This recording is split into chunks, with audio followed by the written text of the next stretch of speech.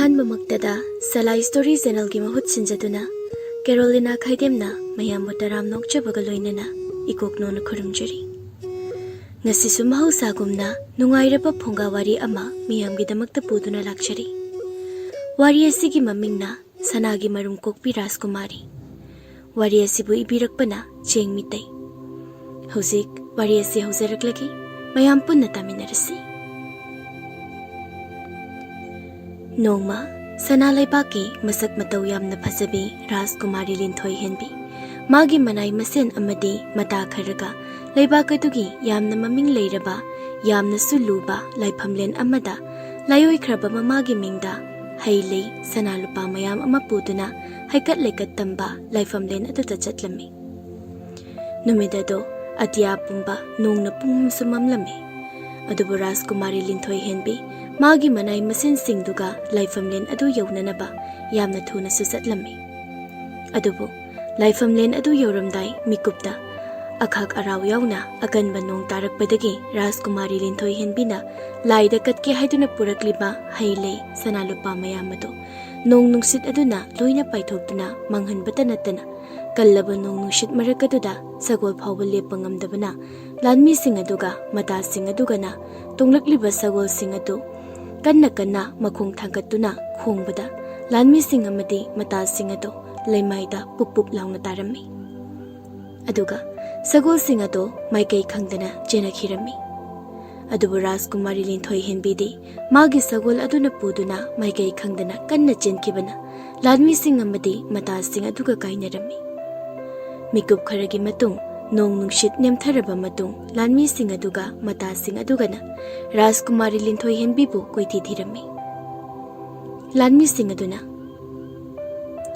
ꯑꯩꯈꯣꯏꯒꯤ Rajkumari ꯌꯥꯎꯗꯅ ꯑꯩꯈꯣꯏ ꯀꯣꯅꯨꯡꯗ ꯍꯟꯈ꯭ꯔꯕꯗꯤ ꯑꯩꯈꯣꯏ ꯁꯣꯏꯗꯅ ꯏꯅꯤꯡꯊꯧꯒꯤ ꯑꯀꯟꯕ ꯆꯩꯔꯥꯛ ꯐꯪꯕ ꯁꯣꯏꯗ꯭ꯔꯦ ꯑꯗꯨꯅ Rajkumariꯕꯨ ꯐꯪꯅꯅꯕ ꯑꯩꯈꯣꯏ ꯑꯃꯨꯛꯇ ꯊꯤꯁꯤ ꯂꯥꯟꯃꯤ ꯑꯃꯅ ꯀꯔꯥꯏꯗꯅꯣ ꯑꯩꯈꯣꯏꯅ Rajkumari ꯊꯤꯒꯗꯧꯔꯤꯕ ꯑꯁꯤꯕꯨ ꯃꯐꯝ ꯁ꯭ꯋꯥꯏꯗꯁꯨ Rajkumariꯁꯨ ꯃꯥꯒꯤ ꯁꯒꯣꯜꯁꯨ ꯂꯩꯕ ꯎꯗꯦ ꯅꯠꯇ꯭ꯔꯒ ꯍꯧꯖꯤꯛꯀꯤ ꯑꯀꯟꯕ ꯅꯣꯡꯂꯩ ꯅꯨꯡꯁꯤꯠꯇꯨꯗ ꯑꯩꯈꯣꯏꯒꯤ Rajkumariꯗꯨ ꯍꯨꯝꯗꯨꯅ ꯄꯥꯏꯈ꯭ꯔꯕꯖꯥꯠꯂꯣ ꯂꯥꯟꯃꯤ ꯑꯃꯅ ꯑꯃꯨꯛ ꯍꯥ ꯑꯗꯨꯗꯤ Rajkumariꯗꯣ ꯀꯔꯣꯝꯗ ꯄꯥꯏꯔꯒ ꯇꯥꯔꯝꯒꯅꯤ Rajkumariꯒꯤ ꯃꯇꯥ ꯑꯃꯅ ꯂꯥꯏꯁꯪꯂꯣꯝꯗ ꯆꯠꯂꯒ ꯑꯃꯨꯛꯇ ꯌꯦꯡꯂꯨꯁꯤ ꯂꯥꯟꯃꯤ ꯈꯔꯅ ꯆꯠꯂꯨꯔꯦ ꯂꯩꯍꯧꯗꯤꯌꯦ ꯃꯇꯥꯁꯤꯡ ꯑꯗꯨ ꯀꯞꯄ ꯍꯧꯅꯔꯛꯂꯤ ꯑꯗꯨꯗꯤ ꯑꯩꯈꯣꯏꯒꯤ ꯏꯇꯥ Rajkumariꯗꯣ ꯀꯔꯥꯏꯗ ꯂꯩꯔꯝꯗꯣꯏꯅꯣ ꯏꯇꯥ Rajkumari ꯅꯪ ꯀꯔꯥꯏꯗ ꯂꯩꯒꯦ ꯑꯩꯈꯣꯏꯅ ꯏꯇꯥꯕꯨ ꯊꯤꯕ ꯐꯪꯗ꯭ꯔꯦ ꯏꯇꯥ Rajkumari ꯏꯇꯥ ꯑꯩꯈꯣꯏꯅ ꯀꯧꯔꯤꯕꯁꯤ ꯇꯥꯔꯕꯗꯤ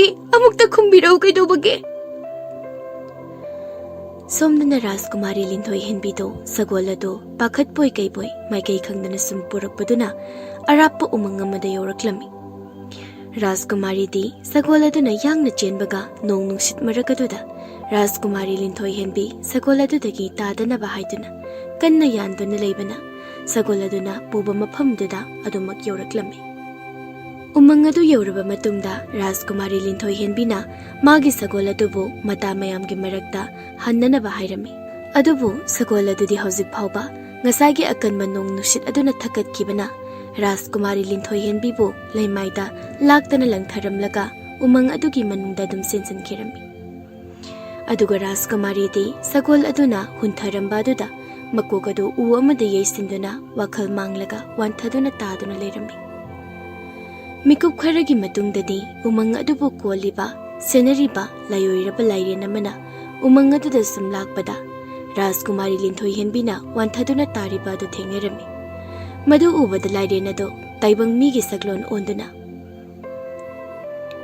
kananu nupi aside aduga mafam asida matau karamna lakliba karigumba aina hana thengnaramdrabadi sa kaina saramganidako oh makoga sida tariba uwa sida yeshinkhraboire natragana shirabrani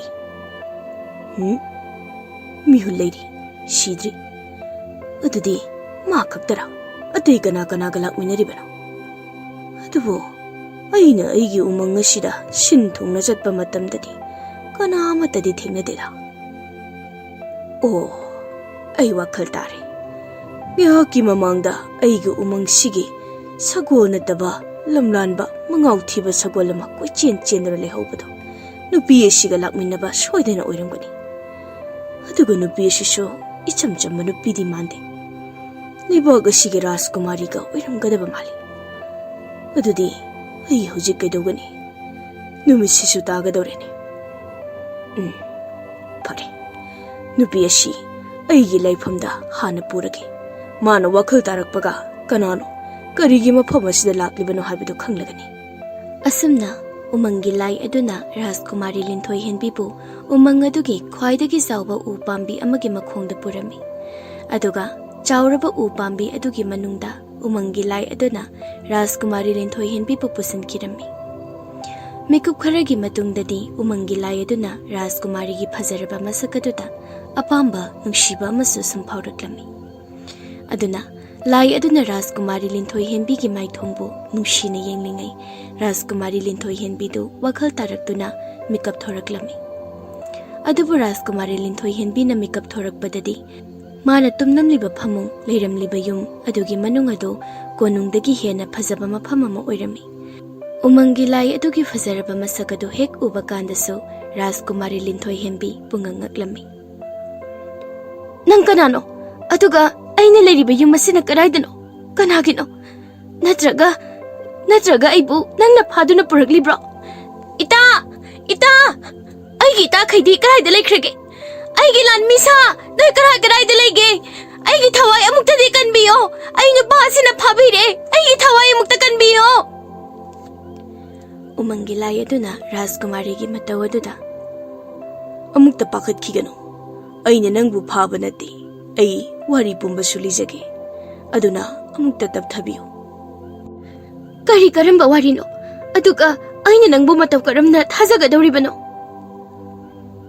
umangi lai aduna masaklotuna thajadaba aigi wari sidi hana amukta tabiyo aina umang asida sum lakpada somsi leimaida wakhal mangduna taduna leirambani somgi oi thangba kokta karigumba potsak amana yeshinkibasu mali maduda somna wakhal taraktabaga numisu tasilakpa aduda aina sombu aigi yumda pujarakpani karigumba aina sombu huncheklamlabadi sa kaina ngasaina charambasu yare umangi lai adugi wa taraga Rajkumari linthoi henbi tumina leikhirami mikup amagi matungda linthoi henbi sor sangna holaduna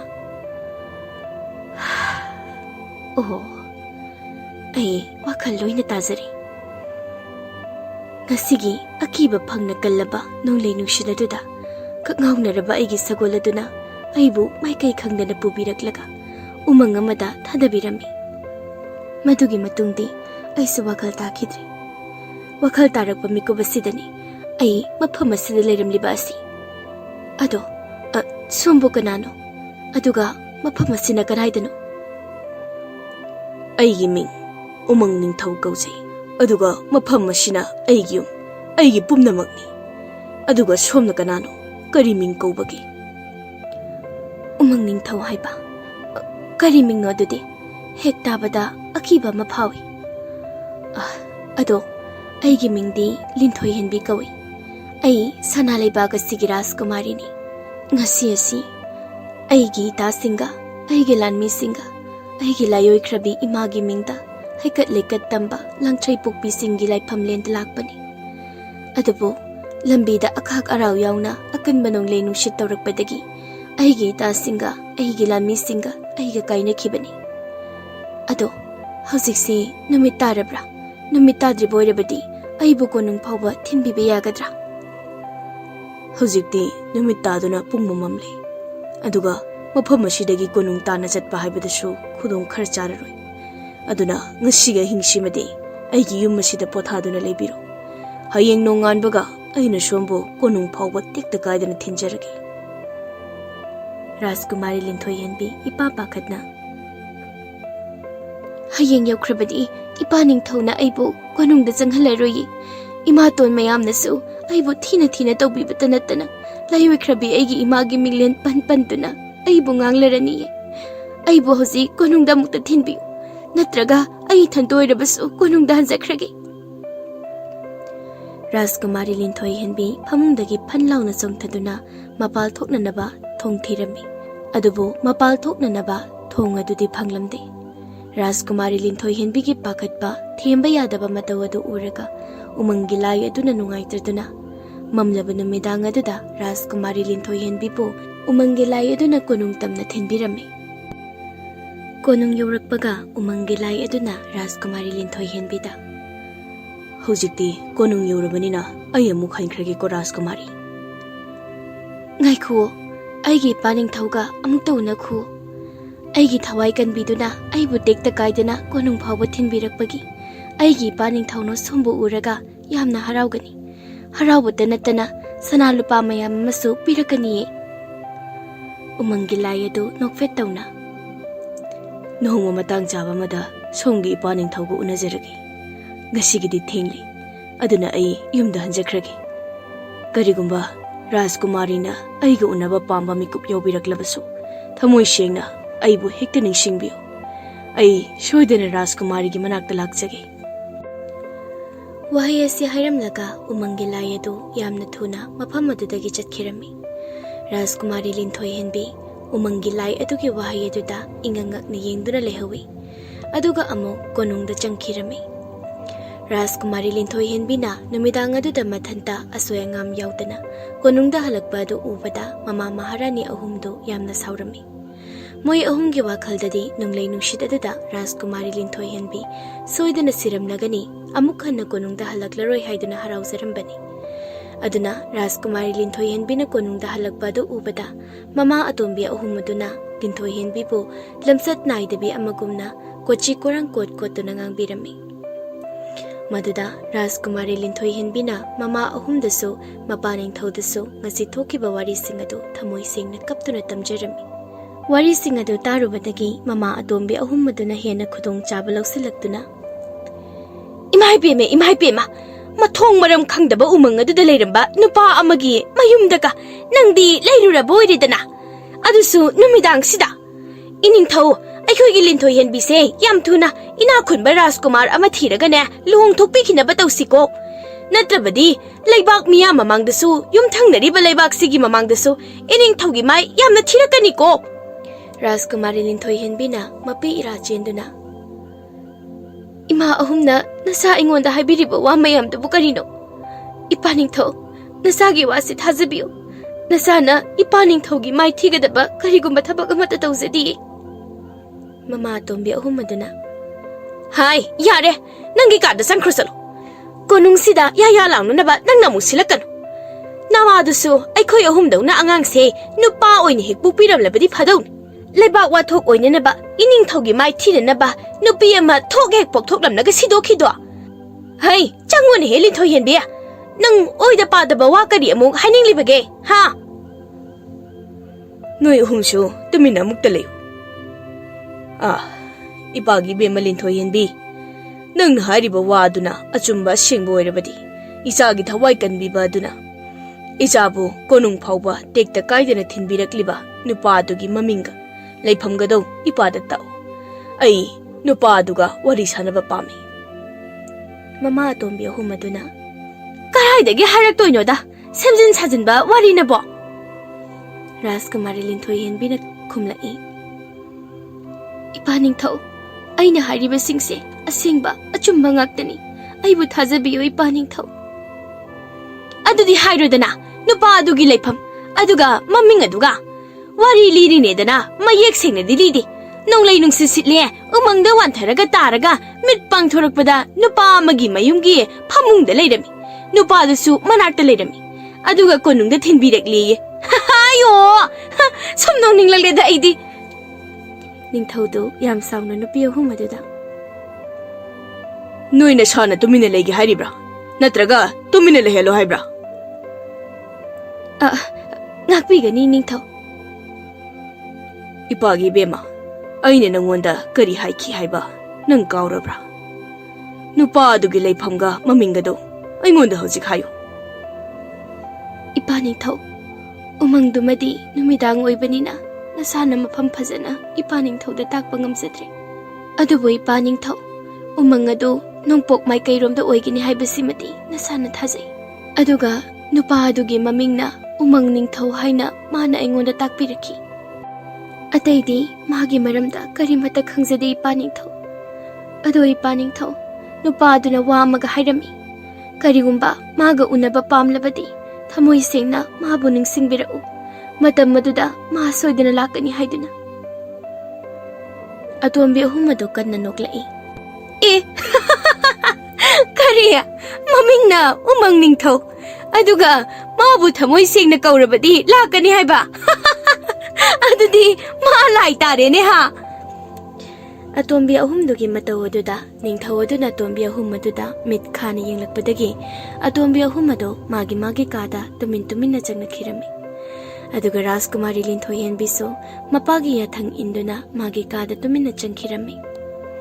Mi loina changna khibaga ningthau adu magi khubamda tuminna famthaduna wakhal tawduna lehawi.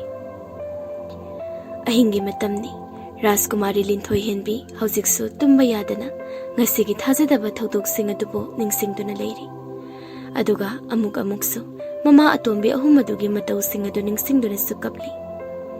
Somdasu umangi layado Rajkumari Linthoi Henbiga thengnarubadagi atopa wakhal amata khanba ngamdana Rajkumari Linthoi Henbigi wakhal tamak khanduna leirami.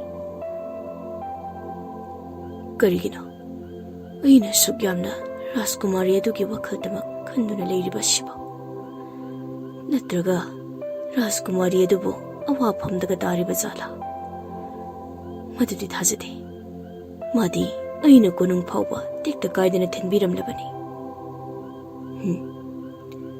Aigi thamoshi leithafam khangde. Ai konungda chattuna Rajkumari bu amta yenglukige. Umangi layado khudakta chauraba lairena magi saklo nonduna konung tamna mikup amada yaukhirami. Aduga konung aduda changduna Rajkumari Linthoi Henbina leiriba ka adu thiduna sangkhirami. Somdasu Rajkumari aduna Nasaki umang ningthau aduna aingonda hairapa wadubu mabu thamoi seng ningsingduna kaurabadi ma aigi inakta soidana lakani haiba. Adudi mana hairibado achumbara haibado ai yenglage.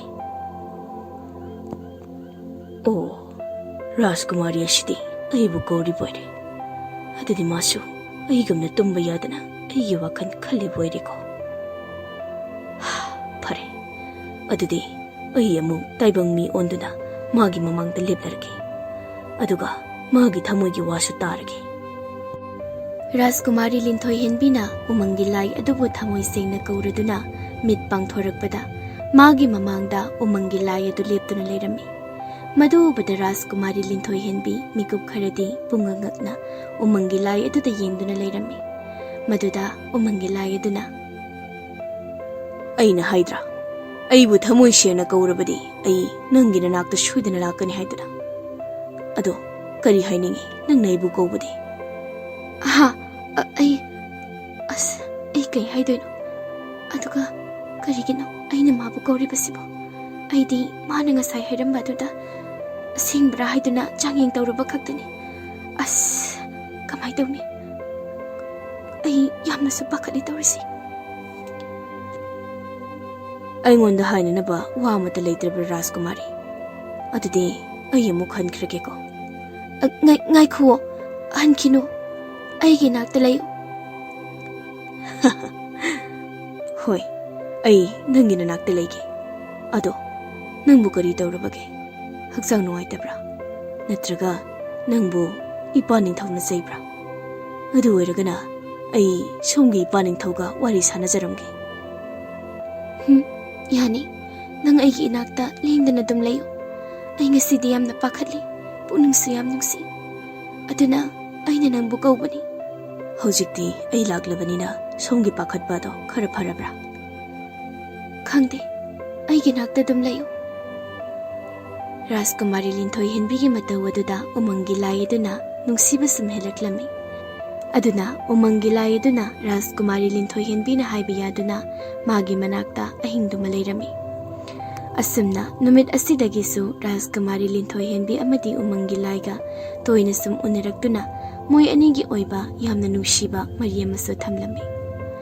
Somduna Rajkumari Linthoi Henbigi Itha Thajadaba Harauduna Taleba Minok Maong Matawado Sum Uraga Mama Atombi Ahumaduna Mapaning Thoda Aran Pataba Kaya Amatam Sinduna Rajkumari Linthoi Henbibo Yamna Thuna Luhumbiduna Konungdagi Tantokina Nabasilami Maduda Mapaning Thosu Nupi Atombi Ahumgi Wada Thazaraduna Masanupi Rajkumari Linthoi Henbi Kanghandana Yumthangnaba Leibak Amagi Makok Sakpa Mapangal Siyamna Leiba Inak Siyamna Khunba Ningthau Ningthemu Kauba Amada Luhongnanaba Hairami Aduna Ningthau Ningthemu Su Masak Matau Phazabi Sahi Sunauribi Rajkumari Linthoi Henbiga Maga Luhonglani Khanbada Harauman Khraduna Ningthau Ningthemuna Rajkumari Linthoi Henbigi Mapa Ningthauda Sanalupa Mayamama Langi Sagol Samu Amadi Lanmi Mayamama Supiraklami Somdadi Rajkumari Linthoi Henbi Umangi Layaduga Nungsi Ipakta Tauminaringe Konungda Mapa Ningthau Amadi Mama Atombi Ahumaduna Silli Langliba Singadu Karimata Khanglamdi Adubu Pawasi Umangi Layaduna Singnarakpadagi Rajkumari Linthoi Henbi da Hairami Aduna Rajkumari Linthoi Henbi Nungsibagi Mayaina Kanabusu Akiba Paudana Mapa Ningthaugi Manakta Lakduna Luhongbadugi Matangda Mapa Ningthauda Hanglami Maduda Mapa Ningthauna Isana Khalibado Chumbanini Ipagi Linthoi Henbi Ipanadi Ichada Nungaiba Pawasi Ichagi Luhongadaba Numitki Ayuk Yenda Anganbada Haigi Haina Khanbani Adubu Ichadi Chayolama Walingaidagi Hana Khankrene Adu Isabu Napa Ningthau Aina Ichagidamukta Silli Langliba Singasi Haraudabranya Harauranganida Napa Ningthau Ainabu Ichagi Patanaba Taugadru Adugane Ichaga Luhongadoriba Ningthau Adu Icham Chamba Ningthau Nati Napa Gumba Ningthau Kaya Magi Makhada Angang Machagumna Pakhon Siraga Thamliba Mathauna Leiba Mapangan Kanba Inak Khwaidagi Khunba Ningthau Ningthemunine Kuri Tori Pagi Linthoi Henbia Nangna Tumina Dum Napa Ingunda Yengdura Ladiba Dubu Nangbo Napa Igi Wapamasi Yaningde Shira Hoi Pa Ningthau Ai Ningthau Aduda Luhongba Ngamloi Mada Nati Mangondagi Henba Lai Laklaba Phauba Ai Luhongba Ngamloi Pa Ningthau Mapa Ningthau Adu Yamna Sauna Phuk Hagulaklaga Kari Haiba Mapa Ningthau Aina Shinba Thabakta Nangna Ngamloi Pamde Hairaba Hoi Pa Ningthau Masigidamakta Apangmina Sabu Ngakpiu Adubu Ipa Ningthau Nasadi Kanagumba Mabu Thamoi Singna Nungsizabanina Ipa Ningthau na Nasa Aigidamakta Silli Langliba Mayamato Nasana Yaba Ngamjaroye Ipa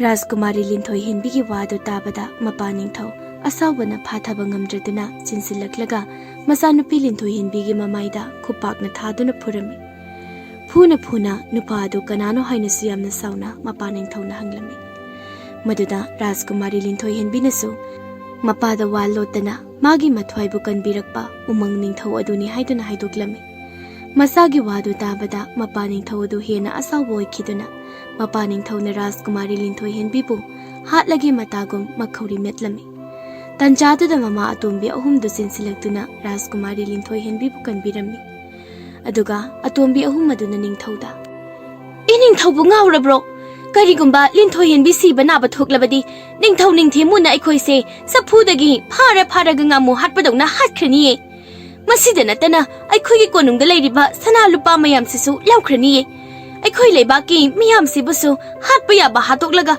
Lemhoba Mising Aduna Minai Oina Sizinabidoribani Adudi Haju Kaidau Haibano Aigi Hek Pokchabi Isanupina Phauba Mapa Ningthau Aigi Mayokta Leiraklaba Mashi Thangashina Thillaga Halageda As Thangado Amukta Thambi Khoi Ningthau Aduga Mana Yadri Haidana Kaidaugadoribano Aikhoina Namdana Ningthau Ningthemuda Luhonglaga Loiredana Mana Phana Yadrabasu Namdana Luhongbiraga Konung Asidagibu Pukhrabadi Yare Madugi Matung Ningthau Ningthemuna Ma Hatkera Natraga Themgera Moigi Kusine Aikhoigidi Leibak Miya Mamangda Iningthaugi Mai Softraga Loire Hey Linthoi Henbi Nangsuni Napa Ningthauna Haiba Yadrabadi Haima, karai de lekre. Hojik ta sida le phau dai ne. Is sida lona ka taraga leirami sibu. Natraga magi sibu. Wanta sanari bazat lane. Sigesu luhongba nongalaga. Nupa mayumda siruso. Hai, kana lay. Rajkumari linthoi henbi se magi kada pusalu law. Aduga magi manakta noimi yangkhai leiraga Rajkumari se koi sen senagadabani. Mapan ka thokan ba yaroi ko. Maharani, linthoi henbi se amai bi hana kauduna yenghalo. Amuk siba naba thokani ko. Is masa nupi se hat ke su tawrumlaga amuk nusiri maline. Hoga su tawroye magi se tawsinaribani tawsinariba.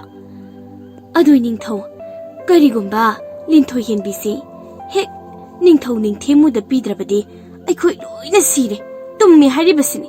Malem asida ningthau ningthemu muk tamthiba tawba ngamba mapangan kanba ningthau amatta leiponte. Aduna masak adusune hingchaba athiba malibani. Mana ka saukraba mana bu yakhidraba ningthau oigera lai oigera mathwai adu mangle haribasini. Aduna kaisu nataba linthoi henbigi damak ningthau oigedoriba nasa nupa ahum sigi thawai mangba haibase ningthau su pamloi yaning loi ko. Aduga ningthau umangi ningthau hairiba nupa adudi aikhoi ahum tawge ngasi numi sidane leibak asi thadoktuna chelankhige yadragana mathwai manghange. Hera Maharani aikhoi ahum sibu phagigi Maharani ro. Hai noi hoju phauba Rajkumari linthoi henbi se magi kada pudribaro. Atombi ahumgi mataw aduga machanupi linthoi henbigi mataw aduga da ningthau ado makuk paiduna tuminna magi kada famduna lehawi. Linthoi henbina konungi manai nubi kharana magi kada thangjinduna phamungdaga thamlami. Maduda khara haisingbi manai nubi amana Rajkumari linthoi henbi se mirole haiba khanglami. Aduna manai nubi sing aduna Maharani atombi ahum aduda pawasi tamlami. Aduga Maharani ahum aduna amuk ningthau da hairami. Pawasi hektabaga ningthau na makuta thangsang ama paiduna Rajkumari linthoi henbi bu hat lagi haina magi ka tamna sensilaklami. Adubu atombi ahum aduna ningthau bu themduna Rajkumari linthoi henbi bu hatana ba hairami. Madugi mahutta kana amata khanghanda Rajkumari linthoi henbigi mabukta yauriba angang ado hatoktuna ningthau ningthemuda Rajkumari linthoi henbi luhongkhina na bahairami. Atombi ahum aduna thembada ningthau aduna Adudi ngasi haujumak kana amata khangandana amaiba kauduna magi mabukta yauriba angang asi hatokkhina na ba thorang to. Aduga aigi apangbi ichabo moi them tawduna mirol haliba umangi nupado icha nupa ahum aduga lalmi mayam amaga thaduna umangi nupado pharaga hatokkhina na ba yathang pikho. Iningthau kari mata nungsa thiruganu nanai nubi aikhoi humna sut phawba makhol thokandana tuminna loina loisankhige. Adui ningthau linthoi henbigi mabukta yauriba angang asidi kothoklaga hatpagi mahuttane mitrang toroga oina manghankhisi. Kari haiba mitrang toroga adudi matau karamnana. Iningthau aikhoi ahungisu mi leye magi mitrang mahida yum kaya mai chakraban magi mi kaya gi thawai mangkraban. Adunabu iningthau phawba aikhoi ahumna haipetang nanbada phatlauna pangtharibasine. Pangdariba haibabu linthoi henbi khaktama mangairabani. Kari haiba Maharani Ho kaisu nati de iningthau da potharaga leibiyu haige tawjabani. Adudi aikhoi ahumgi thabaksu haurasi. Linthoi henbi sida kunung sidagi tantokhragane iningthau semu mapunsi chupagi sanai helaga phamungda thamlasi. Adu oirabadi aikhoi ahumgi zanupa ahum asina ningthau khubam asi sinadana lot yaredana.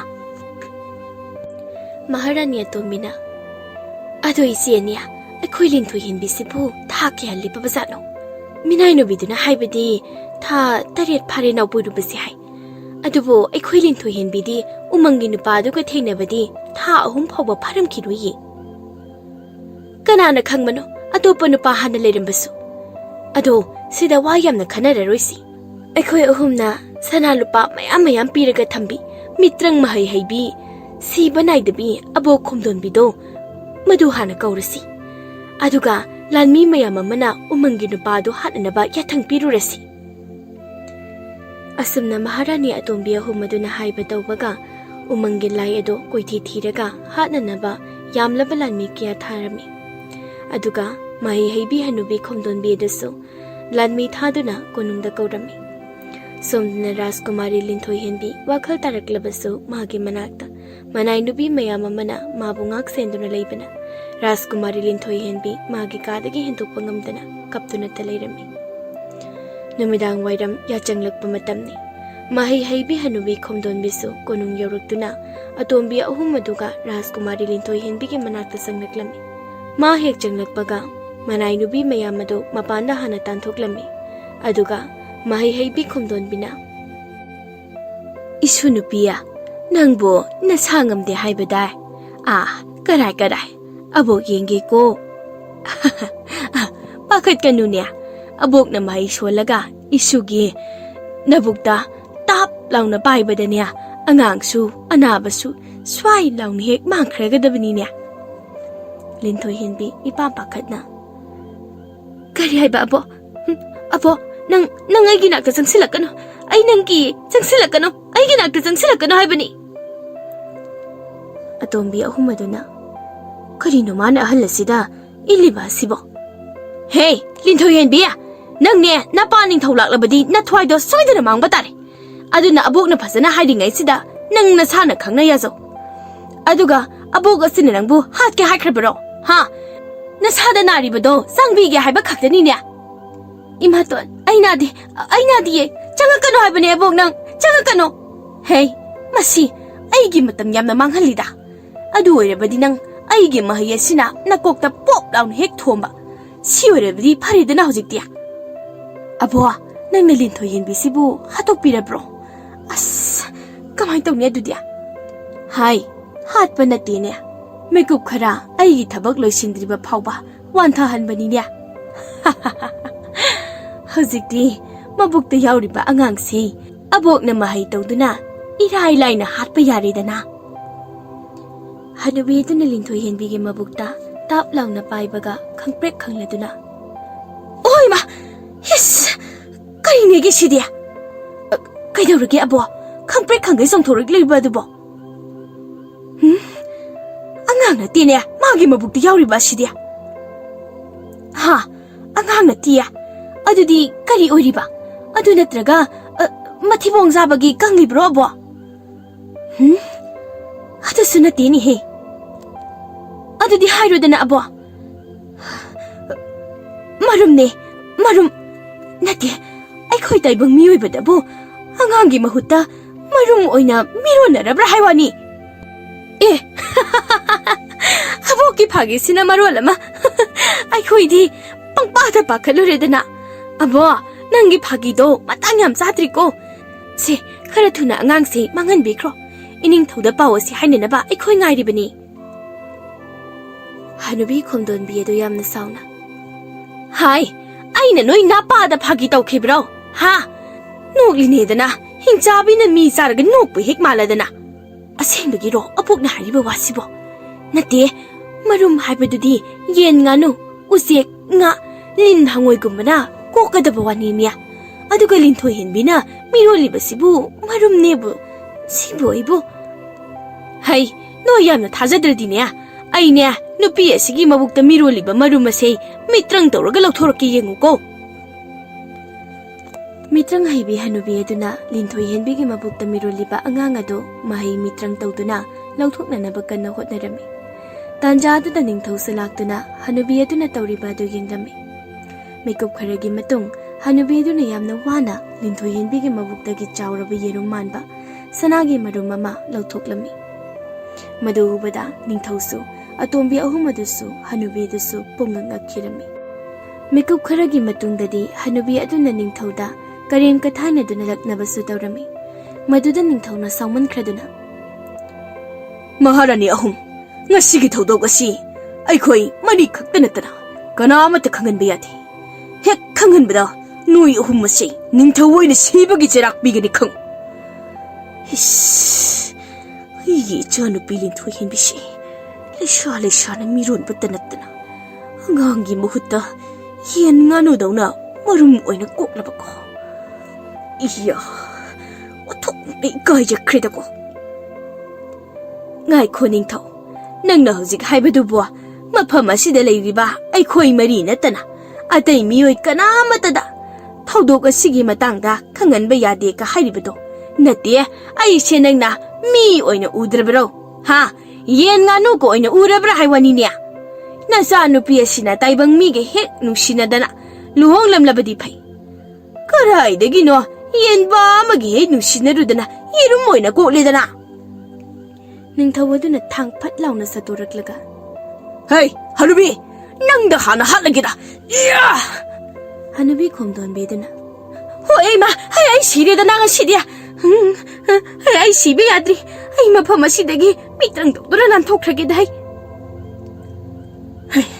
ꯀꯗꯥꯏꯗ ꯆꯠꯈ꯭ꯔꯦ ꯍꯧꯖꯤꯛꯀꯤ ꯍꯅꯨꯕꯤꯗꯣ ꯅꯤꯡꯊꯧ ꯍꯅꯨꯕꯤ ꯃꯥꯡꯈ꯭ꯔꯦ ꯀꯃꯥꯏ ꯇꯧꯅꯤ ꯍꯧꯖꯤꯛ ꯀꯔꯤꯒꯨꯝꯕ ꯃꯥꯅ ꯂꯩꯕꯥꯛ ꯃꯤꯌꯥꯝꯗ ꯄꯥꯎ ꯑꯁꯤ ꯂꯣꯏꯅ ꯍꯥꯏꯗꯣꯛꯈ꯭ꯔꯕꯗꯤ ꯑꯩꯈꯣꯏ ꯀꯃꯥꯏꯅ ꯇꯧꯒꯅꯤ ꯅꯤꯡꯊꯧ ꯁꯣꯝꯗꯅ ꯃꯍꯩ ꯍꯩꯕꯤ ꯍꯅꯨꯕꯤ ꯑꯗꯨꯅ ꯃꯍꯩ ꯇꯧꯔꯒ ꯑꯄꯥꯏꯕ ꯇꯤꯟ ꯑꯃ ꯑꯣꯟꯗꯨꯅ ꯀꯣꯅꯨꯡꯗꯒꯤ ꯂꯥꯞꯅ ꯄꯥꯏꯊꯣꯔꯛꯂꯝꯃꯤ ꯈꯪꯅꯤꯗꯅ ꯅꯤꯡꯊꯧ ꯅꯪꯕꯨꯗꯤ ꯑꯩꯕꯨ ꯍꯥꯠꯀꯦ ꯇꯧꯕ ꯍꯦꯔꯥ ꯂꯩꯕꯥꯛ ꯁꯤꯟꯕ ꯊꯨꯡꯅ ꯅꯆꯥꯅꯨꯄꯤꯗꯣ ꯂꯩꯁꯥꯅ ꯃꯤꯔꯣꯟꯗꯨꯅ ꯌꯦꯔꯨꯝ ꯀꯣꯛꯑꯦ ꯍꯥꯏꯗꯅ ꯌꯥ ꯂꯥꯎꯍꯟꯒꯦ ꯑꯗꯨꯗ ꯅꯠꯇꯦ ꯅꯆꯥꯅꯨꯄꯤꯒ ꯂꯨꯍꯣꯡꯒꯅꯤ ꯍꯥꯏꯔꯤꯕ ꯇꯝꯊꯤꯈ꯭ꯔꯕ ꯅꯤꯡꯊꯧ ꯅꯤꯡꯊꯦꯝꯃꯨꯗꯁꯨ ꯄꯥꯎ ꯍꯦꯟꯅ ꯇꯝꯁꯤꯟꯗꯨꯅ ꯅꯪ ꯍꯥꯠꯇꯣꯛꯍꯟꯒꯦꯗ ꯑꯁꯨꯝꯅ ꯃꯤꯇ꯭ꯔꯪ ꯍꯩꯕꯤ ꯍꯅꯨꯕꯤ ꯑꯗꯨꯅ ꯀ꯭ꯋꯥꯛ ꯑꯃꯨꯛ ꯑꯣꯟꯗꯨꯅ ꯂꯩꯕꯥꯛ ꯁꯤꯟꯕ ꯊꯨꯡꯅ ꯄꯥꯏꯗꯨꯅ ꯔꯥꯖꯀꯨꯃꯥꯔꯤ ꯂꯤꯟꯊꯣꯏ ꯍꯦꯟꯕꯤ ꯂꯩꯁꯥꯅ ꯃꯤꯔꯣꯜꯂꯦ ꯍꯥꯏꯗꯨꯅ ꯑꯍꯦꯟꯕ ꯄꯥꯎ ꯀꯌꯥ ꯁꯦꯝꯖꯤꯟ ꯁꯥꯖꯤꯟꯗꯨꯅ ꯂꯩꯕꯥꯛ ꯃꯤꯌꯥꯝꯗ ꯇꯝꯂꯝꯃꯤ ꯑꯗꯨꯒ ꯑꯃꯨꯛ ꯅꯤꯡꯊꯧ ꯅꯤꯡꯊꯦꯝꯃꯨꯒꯤ ꯂꯩꯕꯥꯛ ꯇꯝꯅ ꯑꯃꯨꯛ ꯄꯥꯏꯈꯤꯔꯝꯃꯤ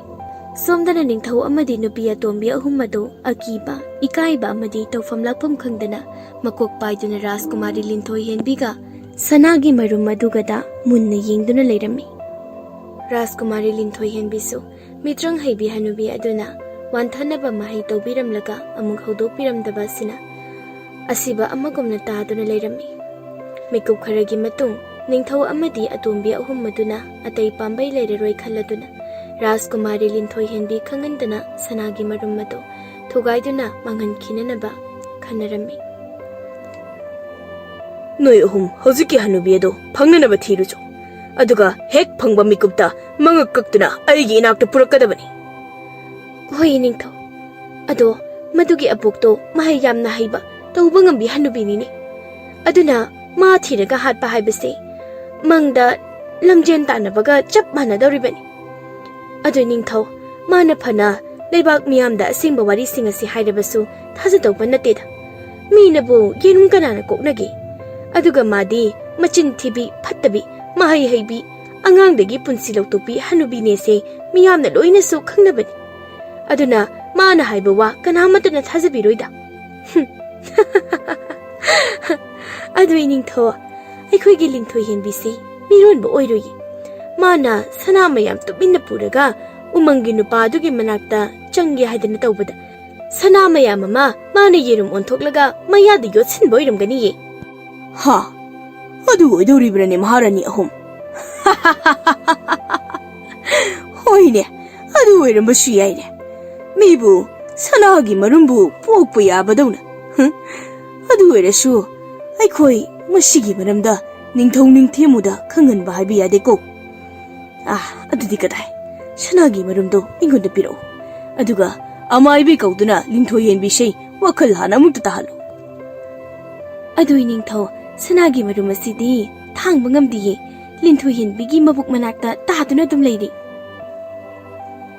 ꯑꯇꯣꯝꯕꯤ ꯑꯍꯨꯝꯗꯨꯒꯤ ꯋꯥꯗꯣ ꯊꯥꯖꯗ꯭ꯔꯗꯨꯅ ꯅꯤꯡꯊꯧ ꯆꯪꯁꯤꯟꯗꯨꯅ ꯂꯤꯟꯊꯣꯏ ꯍꯦꯟꯕꯤꯒꯤ ꯃꯅꯥꯛꯇ ꯇꯥꯗꯨꯅ ꯂꯩꯔꯤꯕ ꯁꯅꯥꯒꯤ ꯃꯔꯨꯝ ꯑꯗꯣ ꯊꯥꯡꯅꯅꯕ ꯍꯣꯠꯅꯔꯝꯃꯤ ꯑꯗꯨꯕꯨ ꯊꯥꯡꯕꯗꯤ ꯂꯥꯏꯔꯗꯅ ꯁꯝꯅꯥ ꯑꯃ ꯐꯥꯎꯕ ꯂꯦꯡꯕ ꯉꯝꯂꯝꯗꯦ ꯑꯗꯨꯅ ꯅꯤꯡꯊꯧ ꯑꯃꯗꯤ ꯑꯇꯣꯝꯕꯤ ꯑꯍꯨꯝꯗ ꯃꯀꯣꯛ ꯌꯥꯝꯅ ꯁꯥꯔꯝꯃꯤ ꯃꯇꯝꯅꯁꯨ ꯁꯨꯝ ꯊꯦꯡꯖꯤꯟꯈꯤꯕꯅ ꯅꯨꯃꯤꯠꯁꯨ ꯇꯥꯁꯤꯟꯈꯤꯔꯝꯃꯤ ꯑꯗꯨꯅ ꯅꯤꯡꯊꯧ ꯑꯃꯗꯤ ꯃꯍꯥꯔꯥꯅꯤ ꯑꯍꯨꯝ ꯑꯗꯨꯅ ꯂꯤꯟꯊꯣꯏ ꯍꯦꯟꯕꯤꯒꯤ ꯊꯣꯡꯖꯦꯜꯗ ꯂꯥꯟꯃꯤ ꯃꯌꯥꯝ ꯑꯃ ꯉꯥꯛ ꯁꯦꯟꯅꯍꯜꯂꯝꯂꯒ ꯃꯣꯏ ꯃꯔꯤ ꯋꯥ ꯈꯟꯅꯕ ꯅꯤꯡꯊꯧꯒꯤ ꯀꯥꯗ ꯂꯥꯛꯂꯝꯃꯤ ꯑꯗꯨꯕꯨ Moina ningthaugi ka hek yobaga Rajkumari linthoi henbibo ngak senanaba thamlamba lanmi sing ado yamna kina law khongbagi makhol ama taraklami. Maduda ningthauga atombi ahumduga linthoi henbigi manak tamna amuk jalakpadadi lanmi sing aduna Rajkumari linthoi henbibo chauraba machin panba lairen amana yotuna pukre haiduna tamlami. Lanmi singge wado ahanbadadi ningthausu maharani ahumdusu thajaramdi. Adubu konungi lanmi kharanasu chauraba lairen adu uhobadagi ningthausu maharani ahumadusu thajaraklami. Aduna ningthauga maharani adugana lanmi mayama mathadoktuna lairen adu pokoi thiduna hatnanaba yathang pirami. Aduga ningthau ningthemudasu pawasi yam thuna ningthau masamak chattuna hairami. Adubu ningthau ningthemugi manaktadi mahai haibi hanubi khomdonbina hana chattuna Rajkumari linthoi henbi amadi mapa ningthau mama maharani ahumgi maramda phattaba paw kaya ama hana tamsinduna nungaina leirami. Aduna ningthaubu ningthau ningthemuna mathabakta kauduna talaklami. Aduga ningthau ningthemuna chayolamagi matung Rajkumari linthoi henbi bu lawba lakpa matamda Rajkumari linthoi henbi Aduga ningthau ningthemuna chayolamagi matung Rajkumari linthoi henbi bu lawba lakpa matamda Rajkumari linthoi henbi thamlamdrabadi madugi numittumaktada Rajkumari linthoi henbigi mapa ningthaugi mathakta landaduna loina hatkani haina suki helami. Aduna Rajkumari linthoi henbigi mapa ningthau makok paiduna magi konungda mukhalakhlami. Somduna umangi lai aduna Rajkumari linthoi henbi amadi moi anigi macha oigadoriba Sanagi marum aduga konungdagi puraktuna umangi lai adugi umangi yumda yamna nungaina leirami. Aduga umangi lai hatkani haiduna lanmi mayam ama puduna chatkiba maharani ahumgi machanupa ahum adudi umangi lai aduna umang adugi mafam amada sa kai mayamna koisinduna machi phawba lemba ngamhandana thamlami. Aduga somdana chayolama suraktuna tamthiraba ningthau ningthemu adu magi yamlaba lanmi mayam ama puduna Rajkumari linthoi henbi lawba Rajkumari linthoi henbigi mapagi konungda laklami. Maharani ahum aduna Iningthau! Aikhoi hauzik kaitausi haibano. Ningthau ningthemusu aikhoigi linthoi henbi lawba lai. Adusu lanmi mayam amaga samu achawa mayam amasu puraga lai haiba. Masi pumba linthoi henbi nangni thokhanbani ko nang. Aduga iningthau aikhoi ahumgi ichanupa ahum adugi mawa mapausu amata takhidribasibu karigino. Natraga aikhoi ahumgi icha ahumdusu ningthau ningthemuna pharaga hatokpikraba jalo. Noi ahum tumin amukta layune. Ai koksi puba ngamdri. Lepna thawai shei thagadawri haibani. Thawai thagesu aikhoi ahumgi ichanupa ahumdo phangnanaba hana thibiramo iningthau. Tumin amukta layune noi ahumbo. Ai mapana thuklaga ningthau ningthemu hana woluge. Aduga ai ningthau ningthemugi makhong konduna haijarugi. Noisu ningthau ningthemugi makhong konanaba sem saduna layuko. Ai thoi. Ai thokleko. Adu iningthau aikhoina ningthau ningthemugi makhong konduna haijarabasu ningthau ningthemuna aikhoi nakpidrabadi kamthauba. Adu oirabadi noi ahum hana hu charaga shiram. Wahai asi hairamlaga ningthaudu ningthau ningthemu wokpa manai masen mayam amaga loinana chenthokhi. Aduga ningthauna ningthau ningthemugi makhong konduna machanupi linthoi henbi chauraba lairena mana chakre haiduna haijarami. Adubu ningthaugi wado tabibagi muhutta ningthemuna ningthaugi mangak metuna wangna thangatlaga Rajkumari linthoi henbi ngasigi numitta mangonda pidrabadi ningthausu maharani da natana konungda lairiba mipum khudimak tumna hatuna lebak asigi miyambuna minai ohingani haiduna hairami. Aduga ningthau ningthemuna Rajkumari linthoi henbigi mapagi konungduda ningthau oina leisinbata natana magi lebaki langi lanmi mayam amasu kaurami. Matam phana thingsilaklabada Rajkumari linthoi henbi puthokpa ngamdabadagi ningthau ningthemuna konung aduda leiba ningthau amadi maharani ahum adu yauna loina pharami. Aduga moi mayam adubu hatnanaba ningthau ningthemuna sem sarami. Aduga ningthau ningthemuna mai haibi hanubi khomdonbida. Abo nangbu mina ngamnadaba mahai yamna hai haibadaine. Hai iningthau ai yamna hai. Adudi nangi mahai adu amuktang aigi imangda tauraga moina hairiba wahising asi achumbra. Aigi Rajkumari linthoi henbina karaida lei haibado amukta yengsidra. Hoi hoi iningthau. Adabu iningthau matam khitadi nanai nubi aingonda pibiyu. Hoini, matamdo ai pireni. Yam nungaijari iningthau nungaijare. Asumna mahai haibi hanubi khomdon bina ningthau ningthemugi mamangda paklaba mingsel ama hana thamlami. Aduga magi mahai gi laison tinson yauba butki lairik manba amanba ama puthoraklami. Lairik aduda yauriba laison tinson singado hanubi aduna paduna mitrang kaya taurami. Akonbadadi Rajkumari linthoi henbibo sauraba masi panba lairen amana umduna pukibado ningthau ningthemusu hanubi aduna su uba phanglami. Madu obada ningthau ningthemuna. Oh, adudi moina hairiba wasi achumbu oiredana. Adudi aina moibu hatpadi hatpiraroi. Hatrabasu leibaga sidi aigi oiduna moibu phajin punsinduna aigi minai oina mapunsi chuppa thamgani. Hey hanubi nangsu nangi mahai tauduna aigi Rajkumari linthoi henbibo chathokhiba lairen adu phangna thiruchu. Lairen adu phangdriba phauba nang aigi nakta lakanu ko. Karigumba phanglaga laklabadi nakok taina nakhong phauba sanana haigini. Ha, asingbaru iningthau. Adudi ai lairen thiba chatle he iningthau.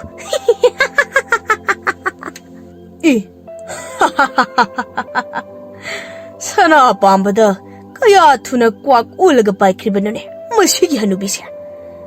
Aduga ningthau nanga natu ahum sigadi napunsi suppa aigi mina yoiduna ngasidagi leiragadabani ko.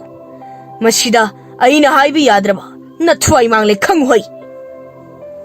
Asumna ningthau ningthemuna ningthau amadi magi nupi ahum adu khakta natana konungda leiba miyamso leibak adugi khungang khunggangda leiriba miyamso ningthau ningthemugi lanmi mayamna otnaiduna minaigumna yamna wana thamlami. Somdana umangi lai aduga Rajkumari linthoi henbigadi leibak aduda thokliba thodok sing adu karimata yengsiludana machanupa oigadoriba Sanagi marum adu konduna yamna nungsinana nungaina umang aduda leirami. Aduga mama atombigi machanupa ahum amadi lanmi adusu Rajkumari linthoi henbina mathwai kanbiduna umang aduda khul macha ama tahanduna thambirami. Adubu Rajkumar ahum aduga lanmi sing adugadi Rajkumari linthoi henbigi mai yengduna mathwai kanbirabasu umangi lai aduna umang adudagi mapan thokhinaba lambi khanghandana umang adugi manungda adumak thamdami. Numit kharanigi matungdadi Rajkumari linthoi henbigi pukminadaba magpani pa ahum adusu machegi pukchel khanglaktuna machegi manakta umang adubu ngak senduna lanmi sing aduga laikhirami. Tha kharagi matungdadi Rajkumari linthoi henbi amadi umangi lai adugi Sanagi marum adusu masak matau phazaraba matik mayai leiraba angang nupa macha ama olaklami. Nupa macha adugi mamingna Rajkumari linthoi henbina Sanathoiba haina mingtholami. Asumna sum haukibana chahi taragi mangagi matungdadi Sanathoiba mapung marei pharaba akanba nupa ama oirami. Aduga khwaidagi ngaklibadi chahi taraga mangagi mamangda Rajkumari linthoi henbibo umduna pokhiba lairen ado thiba thokhiba mitrang haibi hanubi aduna Rajkumari linthoi henbi amadi umangi lai aduga thengnarami.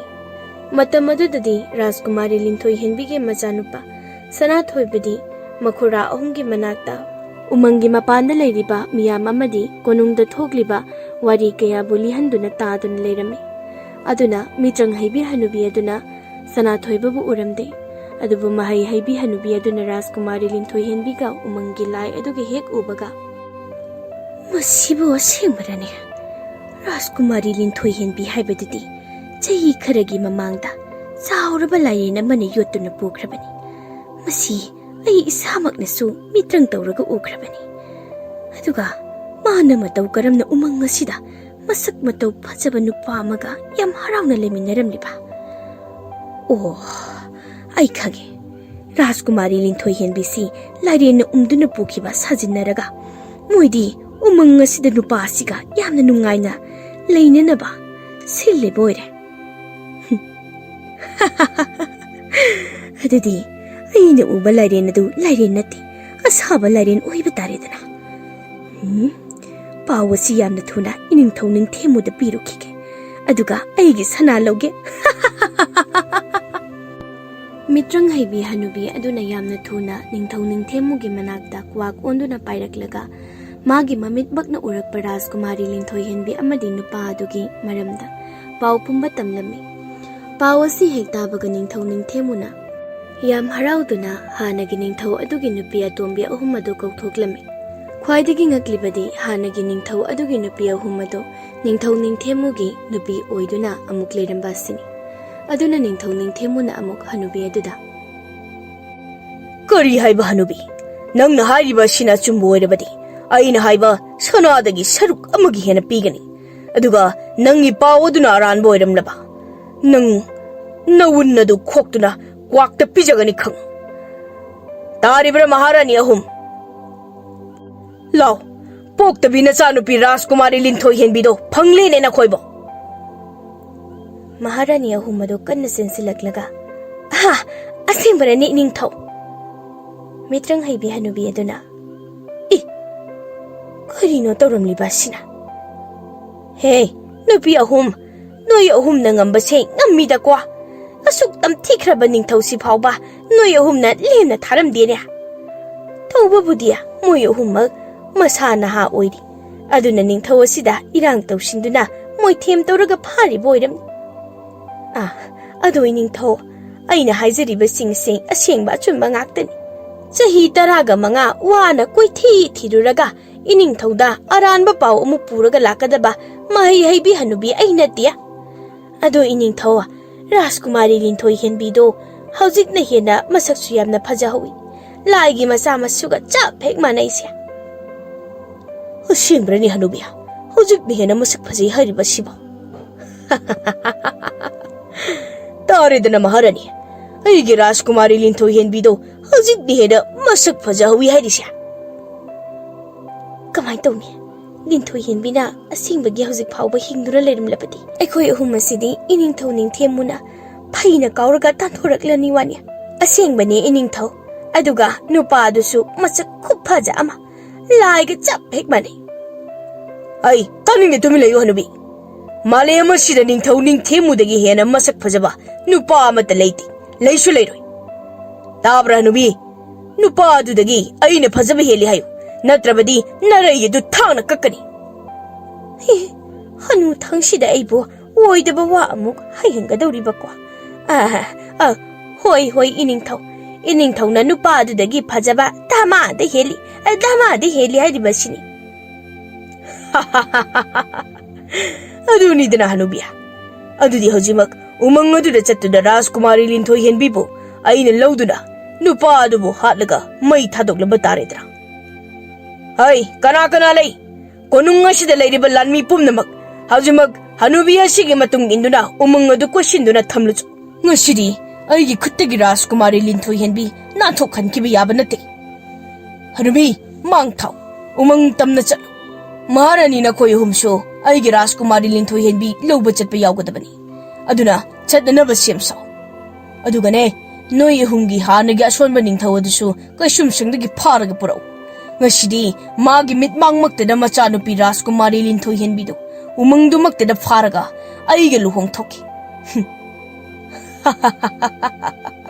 ꯑꯩꯒꯤ ꯅꯤꯡꯕ ꯉꯁꯤꯗꯤ ꯊꯨꯡꯗꯧꯔꯕꯀꯣ. ꯏꯅꯤꯡꯊꯧ, ꯃꯥ ꯄꯨꯔꯛꯂꯒ ꯋꯥꯏꯁꯤꯜꯂꯣꯏꯗ꯭ꯔꯣ? ꯑꯗꯨꯒꯤ ꯁꯔꯨꯛ ꯀꯩꯁꯨꯝꯁꯪ ꯑꯗꯨꯗ ꯃꯥꯏꯅ ꯂꯩꯖꯍꯧꯔꯁꯅꯤꯗ. ꯃꯁꯥꯁꯨ ꯁꯣꯟꯕꯅ ꯁꯤꯗꯧꯔꯕ ꯅꯤꯡꯊꯧ ꯑꯗꯨꯕꯣ. ꯑꯩꯅ ꯍꯥꯏꯕꯗꯨ ꯇꯧ ꯌꯥꯗ꯭ꯔꯕꯗꯤ ꯅꯈꯣꯏ ꯑꯍꯨꯝ ꯑꯣꯏꯅ ꯀꯩꯁꯨꯝꯁꯪꯗ ꯂꯪꯁꯤꯟꯈꯣ ꯍꯥꯏꯕ꯭ꯔꯣ? ꯃꯍꯥꯔꯥꯅꯤ ꯑꯍꯨꯝꯗꯣ ꯅꯤꯡꯊꯧ ꯅꯤꯡꯊꯦꯝꯃꯨꯒꯤ ꯋꯥꯗꯣ ꯇꯥꯕꯗ ꯀꯤꯃꯟꯈ꯭ꯔꯗꯨꯅ ꯂꯥꯟꯃꯤ ꯈꯔꯒ ꯍꯥꯟꯅꯒꯤ ꯀꯩꯁꯨꯝꯁꯪꯗ ꯂꯩꯔꯤꯕ ꯅꯤꯡꯊꯧ ꯑꯗꯨ ꯐꯥꯗꯨꯅ ꯄꯨꯊꯣꯔꯛꯂꯝꯃꯤ. ꯑꯗꯨꯒ ꯅꯤꯡꯊꯧ ꯅꯤꯡꯊꯦꯝꯃꯨꯒꯤ ꯃꯇꯨꯡ ꯏꯟꯗꯨꯅ ꯎꯃꯪ ꯑꯗꯨ ꯇꯝꯅ ꯆꯠꯈꯤꯔꯝꯃꯤ.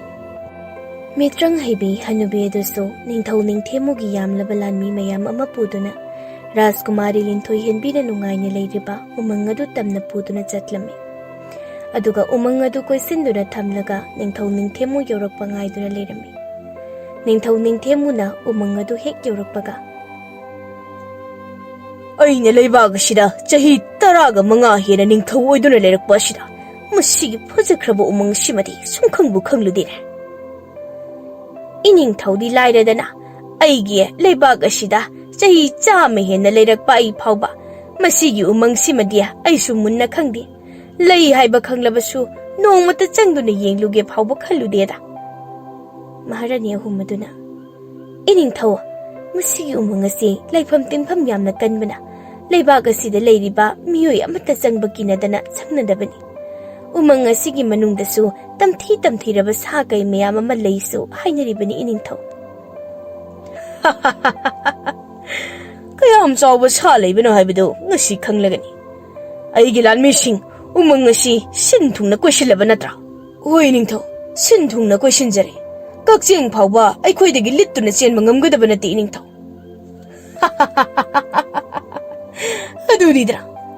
ꯑꯗꯨꯗꯤ ꯍꯅꯨꯕꯤ, ꯅꯪꯒꯤ ꯊꯕꯛ ꯍꯧꯔꯣꯗꯅ, ꯑꯗꯨꯒ ꯅꯣꯏ ꯂꯥꯟꯃꯤ 100 ꯆꯅꯤ ꯍꯅꯨꯕꯤ ꯑꯁꯤꯒꯤ ꯃꯇꯨꯡ ꯏꯟꯗꯨꯅ ꯆꯪꯉꯨ, ꯑꯗꯨꯒ ꯑꯩꯒꯤ ꯔꯥꯖꯀꯨꯃꯥꯔꯤ ꯂꯤꯟꯊꯣꯏ ꯍꯦꯟꯕꯤꯅ ꯂꯩꯔꯤꯕ ꯃꯐꯝ ꯑꯗꯨ ꯍꯦꯛ ꯌꯧꯕꯒ ꯑꯩꯉꯣꯟꯗ ꯌꯥꯝꯅ ꯊꯨꯅ ꯄꯥꯎ ꯄꯤꯔꯛꯎ꯫ ꯑꯗꯨꯒꯅꯦ, ꯃꯁꯛ ꯐꯖꯕ ꯅꯨꯄꯥ ꯑꯃꯁꯨ ꯂꯩ ꯍꯥꯏꯕꯗꯨꯗꯤ ꯃꯗꯨꯒꯤ ꯅꯨꯄꯥ ꯑꯗꯨꯁꯨ ꯅꯥꯟꯊꯣꯛꯇꯨꯅ ꯆꯦꯜꯍꯟꯈꯤꯕ ꯌꯥꯔꯣꯏꯀꯣ꯫ ꯃꯤꯇ꯭ꯔꯪ ꯍꯩꯕꯤ ꯍꯅꯨꯕꯤ ꯑꯗꯨꯅ ꯐꯒꯅꯤ ꯏꯅꯤꯡꯊꯧ, ꯂꯥꯛꯎ ꯍꯩ, ꯑꯩꯗꯤ ꯍꯥꯟꯅ ꯄꯥꯏꯁꯤꯜꯂꯝꯂꯒꯦ, ꯑꯗꯨꯒ ꯑꯩꯅ ꯈꯣꯡꯕ ꯃꯥꯏꯀꯩ ꯌꯦꯡꯗꯨꯅ ꯅꯣꯏ ꯏꯟꯅꯔꯛꯎꯀꯣ꯫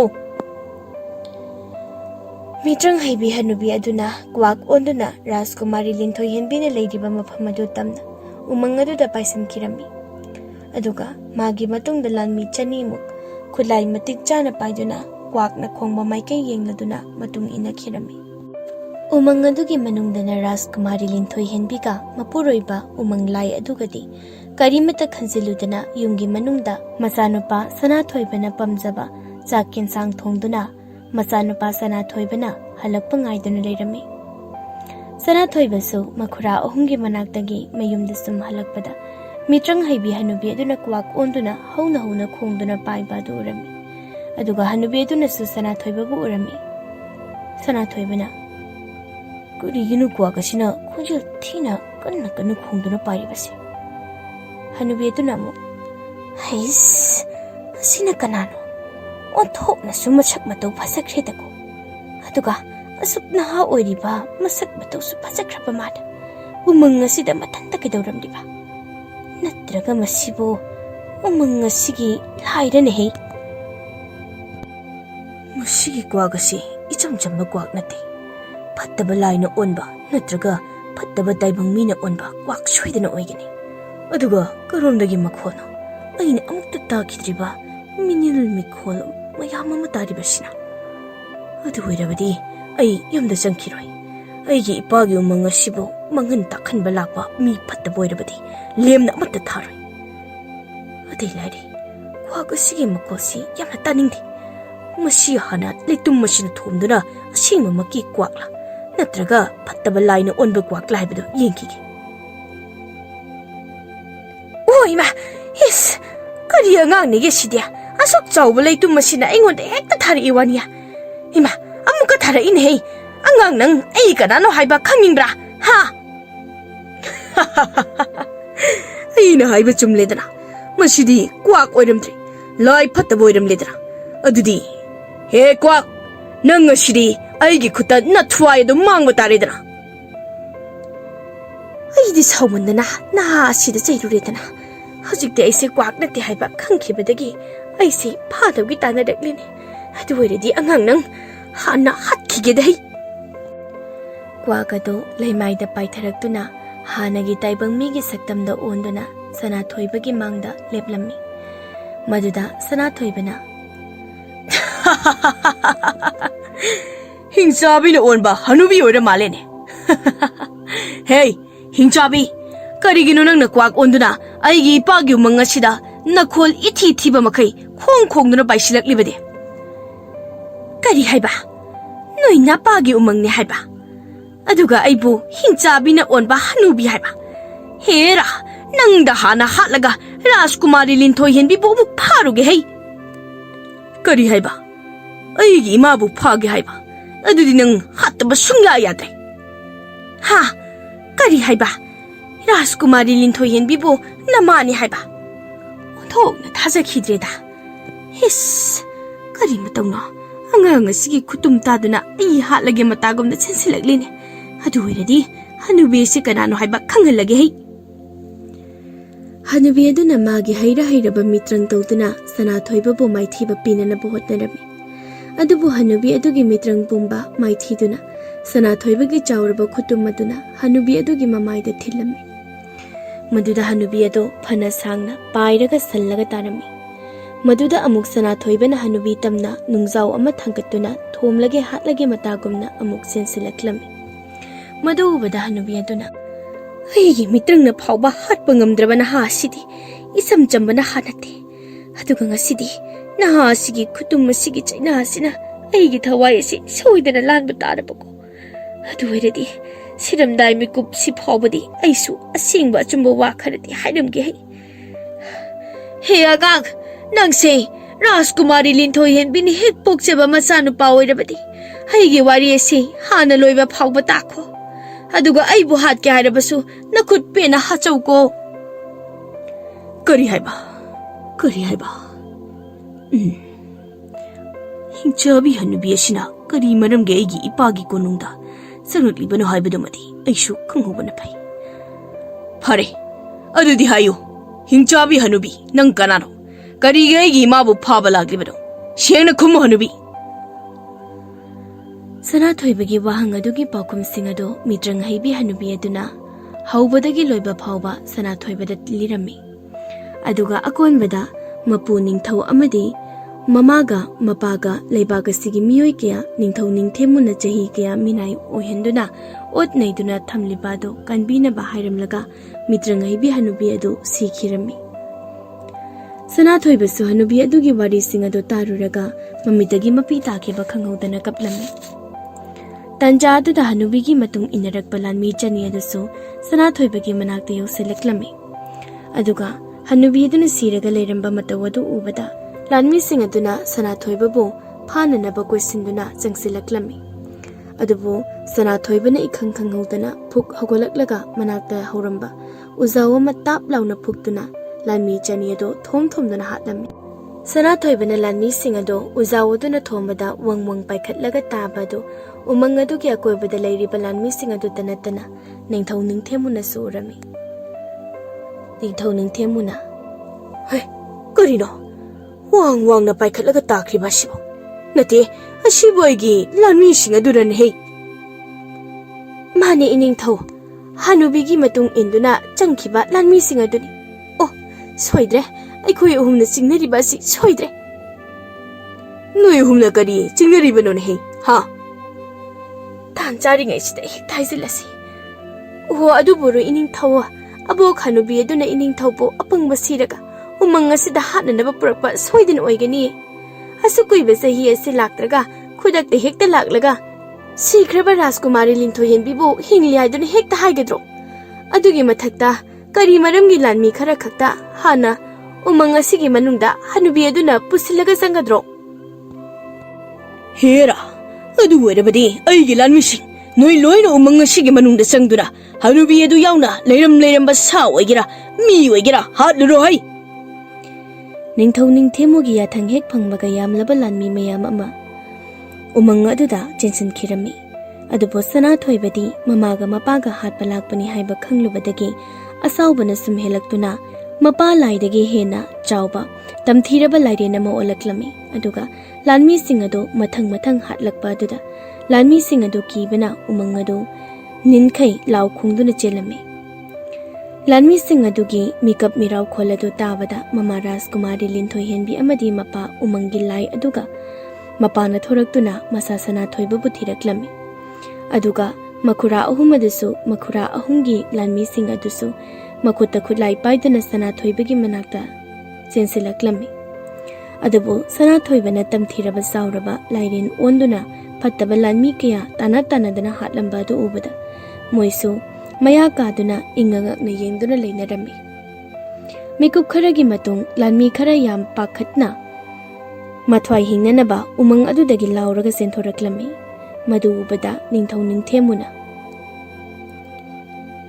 karigino moina asuk yamna kina lauraga chenthorakliba sibo nate akanba ningthau ningthemu ai ama lei haibasi noi kaurabro lanmi amana iningthau hanaki matang asidi iningthau su namai takhatlaga nathwai hingnana basel horoi karino tawriba mataw asibu iningthau lanmi singsigi mataw asidi umang asida taibang minataba yamna tamthiba sa ama leramgadawba mal natraga aikhoigi Rajkumari linthoi hinbi yotlaga pukheba lairena du lairaba zalo ningthau ningthemuna madugi lairena du oirabadi karigi kiningai leige adudagi hena sauraba lairen ke hatuna saraklaba ningthau ningthemunine aisha iningthaugi aduk yamlaba lanmi mayam aduna phauba hatpa ngamdraba lairen adubu iningthau mathantana matau karamna hatkadoribano aduga kanana khangni lairen adu oiramdadana atokpa tamthiba potsak ama oirambasu kanadi iningthau aikhoine iningthau asengba leibak aduda senkrasi aduga aikhoi mari nungaina palurasilau iningthau akan masaraga thawai mangnabani la oni ningthau nangbo makut asi pairaga singdri bawa yade wani Maharani ahum aduna ningthau ningthemu bo kaisu leitaba asonba ningthau amagumna khanduna makut pairaga singluba duda ningthau ningthemu na sawmun khraduna makhwangda yepliba thangsang adu satokduna Maharani ahum adugi mabukta chop launa thinduna hatlami maduda hanagi ningthau aduna yam harauna kalakpena noraklami pele aigi thamoy si pele phattabi noi ahumgi langda thuduna aina aigi ichanu pilin thoi henbibu kayada lana khalluba aduga isa ahumbuna mathong maram khagan khidaba pele noi humna shiba se uraga ningthau ai pele hai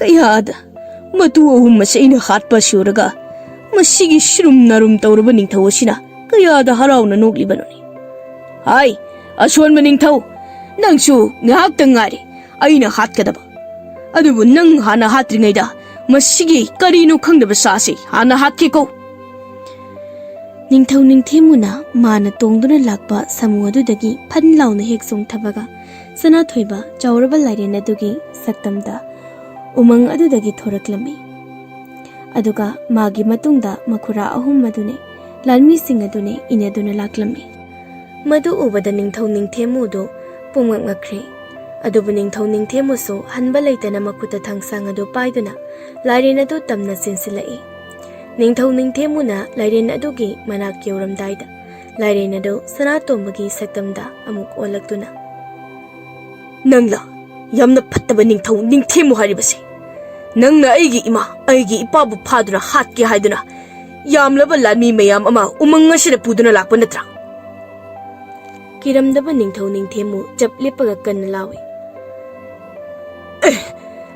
lairendagi mi wankre sibu asengbagira natraga mangla sana thoibana kutum setna tasilaga mashi mangnati taibang wahi asi haiduna sana thoibana ningthau ningthemugi mamaida kutumna thinduna phurami tanjadu mapa umangi laiga mama linthoi hinbigasu kanna sensilaktuna machanupa sana thoibu khamlami Rajkumari linthoi hinbina masa sana thoibada khambadu uraga ningthau ningthemuna Rajkumari linthoi hinbi asukkanba asuktam thirabana hasidi nangi na sanupa oiriko Maeshi tangkai makarba mali adu linthoi hinbi nangi phajakraba nasak aduda ningthau ningthemu aina ngaurudana nangbo aitagi oiningludana ngaside aigi yamkraba lanmi mayam adushu ai isamaksu tumna mangdorabako wayasi haiba loijingai sana thoibana ningthau ningthemugi makokaduda khongpakna net khaiduna hatlami adubu Rajkumari linthoi hinbiga mapa umang laigati hauzik phauba menman tatana masanupa sana thombada yengdun leini maduda sana thoibana Baba, imana naza aingonda ngakna yengliba dugi maramsing ado ai amata jithadana loina lijaki adu ima ada masa swalaba ahalama aikhoi bi yenglaga kapliba sikanano mabu hek uba mekupta nasagi thamoina nungsiba maphawi neima Kadai, imagi bungo. Maraibag thiraba ahal asidi. Namabu pokpiba napuning thonine. Kari haiba? Ima, mahagasi, aigi pupuni haiba. Kurahal, kurayai, kuraton, aigi pupu lady, aigi pupu hingli. Makura ahumadusu, mapaning thau ubada kaptuna, ipaning thau haina kauduna sinsilami. Aduga, ning thaubu, mayam sangduna kanbiduna, konungda puraklami. Aduga amuk hana mang takluraba, maraibak, miyamadubu, amuk hana semgat sagatuna inakunba, awada pa leitaba, yamna nungsina na himinaba, laibak ama semgat lauklami. Madugi matung, mapuning thau na, masunupa sana thoibabu, laibaki ning thau oinana bahairami. Adubu sana thoiba na makura ahumbu lingjel manana, ning thau oiminaduna, laibak adubu ngak senduna leinana bahaizarami. Aduga sana thoiba, mama amadi, mapaga punna umangaduda amuk hana chatkirami. Aduba sana thoiba na phana umangda laikhrabasu, makura ahumda natana, laibaki miyoi kaya sana thoibagi manakta toina laktuna, harau harauna leminakirami.